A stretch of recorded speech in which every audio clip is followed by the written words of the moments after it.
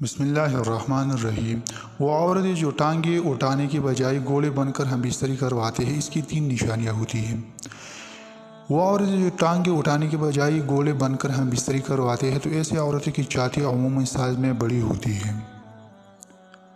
زیادہ تر بڑی عمر کی عورتیں گھوڑے بن کر ہم بستری کرنا پسند کرتی ہیں کہ ایسی عورتوں کے ہم بستری کا بہت تجربہ ہوتا ہے۔ جب ہم بستری کے دوران گھوڑے بن جاتی ہے تو اس کی چھاتی نیچے لٹک جاتی ہے، جس کی وجہ سے چھاتی کا سائز میں بڑھ جاتی ہے۔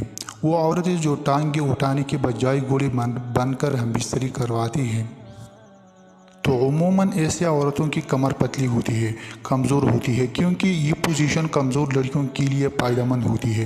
کمزور لڑکیاں اس پوزیشن میں ہم بستری کرنے سے اچھی طرح مطمئن ہوتی ہے، اور ایسے لڑکیوں کو ہم بستری کی دوسری طریقوں میں بالکل بھی مزہ نہیں آتا، اس لیے وہ گھوڑے بن کر ہم بستری کرنا پسند کرتی ہے۔